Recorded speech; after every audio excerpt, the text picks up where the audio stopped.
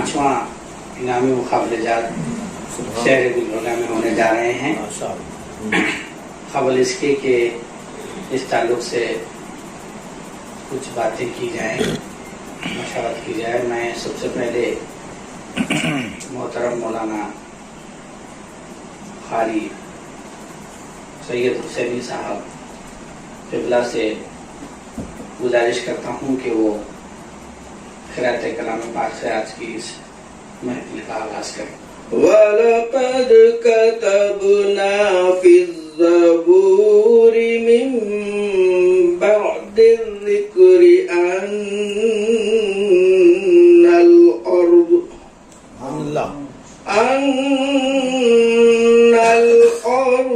يَرِثُهَا عِبَادِيَ الصَّالِحُونَ.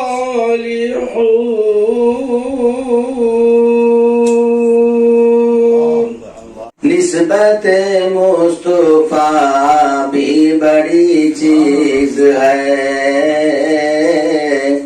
جس کو نسبت نہیں اس کی بخشش نہیں. میرے خالق نے خالق یوں فرما دیا، جو نبی کا نہیں وہ ہمارا نہیں.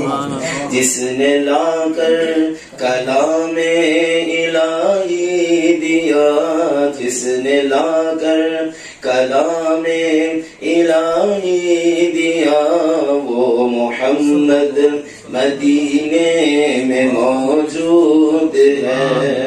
اڑنا تیرا طیبہ گوارا نہیں، ساری دنیا میں ایسا نظارہ نہیں، ایسا منظر زمانے میں دیکھا نہیں، ایسا منظر زمانے میں دیکھا نہیں، جیسا منظر مدینے میں موجود ہے.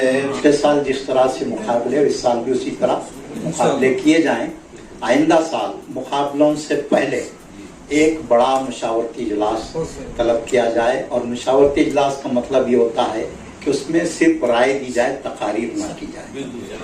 تو رائے اچھی ہونی چاہیے جو قابل قبول ہو، اور میں جناب ذکیٰ احمد صاحب کی رائے سے بہت متفق ہوں، اور پچھلے 4 سالوں سے جو مقابلے ہو رہے ہیں میں ان سے مطمئن نہیں ہوں.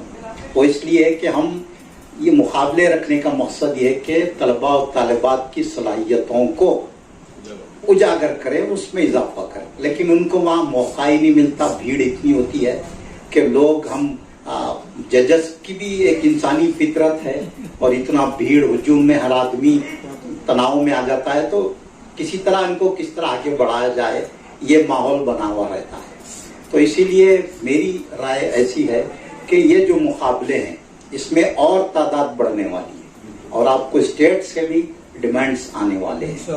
تو میری رائے ایسی ہے کہ ہر مدرسے کی سطح پر یہ مقابلے منعقد کیے جائیں، اور اس میں سے اب گلبرگہ شہر کی بات کر رہا ہوں میں، تو اسکول کی سطح پر اگر ہم یہ 5-6 مقابلے کریں گے تو ان اسکولوں سے آپ کو 2 یا 3-4 بچے آئیں گے، پھر ان بچوں کے درمیان مقابلہ ہو جائے گا.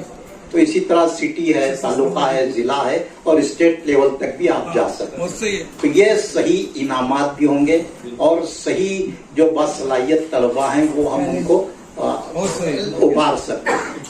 یہ اس طرح سے اگر مقابلہ ہو تو زیادہ بہتر ہے. اب جو 4 سال سے اور اس سال ہو رہا ہے یہ بھی بہت اچھا طریقہ کار ہے، لیکن یہ تعداد آگے بڑھنے والی ہے، تو ہم اتنے ججز، اتنے وسائل اور وہ ساری چیزیں مہیا نہیں کر سکتے. تو ہم کو نہ صرف میں حضرت چغل صاحب کو مبارکباد دیتا ہوں، اور بچوں میں بہت زیادہ جوش اور جذبات.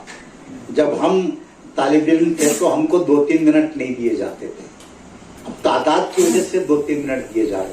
2-3 منٹ 5 منٹ میں کچھ صلاحیت کا مظاہرہ ہو نہیں سکتا. اس کے لیے کم سے کم 10-15 منٹ، ہمارے کو تو آدھا گھنٹہ دیا جاتا تھا تقریر کے لیے، تحریر کے لیے تو 1 گھنٹہ 2.5 گھنٹہ دیا جاتا تھا.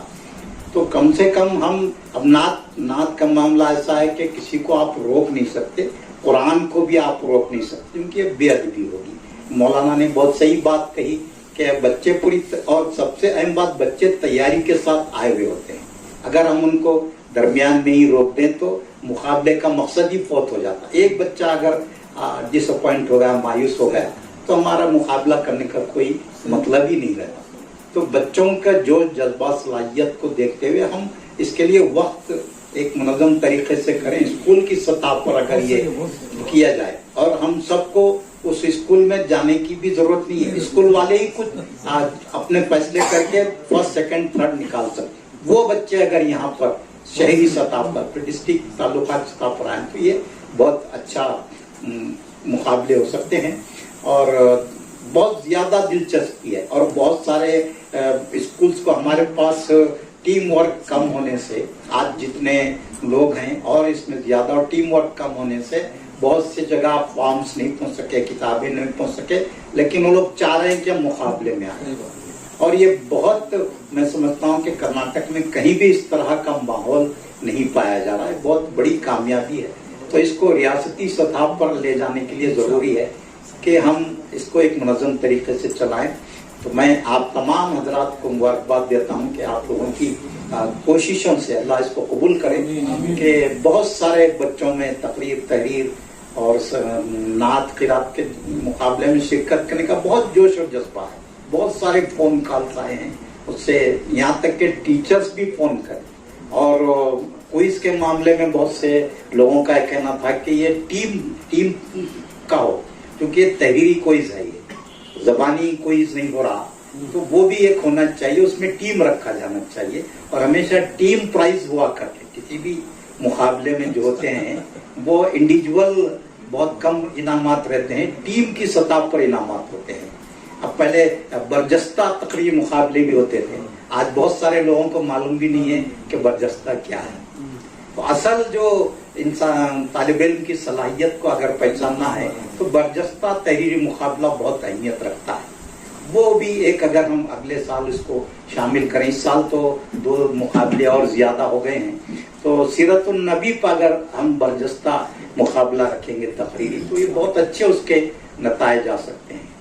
तो बहरहाल मैं एक बार फिर आप तमाम हजरात को मुबारकबाद देता हूँ, और बहुत अच्छा काम हो रहा है।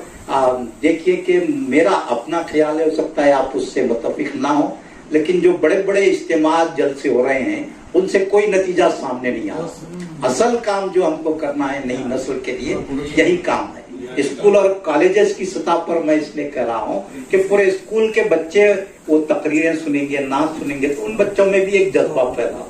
अब आप यहाँ 200-300 को जमा करके मुकाबला कर रहे हैं, लेकिन एक स्कूल में कम से कम 2000 बच्चे होते हैं, तो उन तमाम बच्चों की मौजूदगी में इस तरह का मुकाबला हो जाए तो असल मकसद मुकाबलों का पूरा हो सकता है। और मौजूदा दौर में जो इर्तिदाद का फितना हमारे लिए सबसे बड़ा फितना बना हुआ है, उसके लिए इस तरह के मुकाबले बहुत जरूरी है।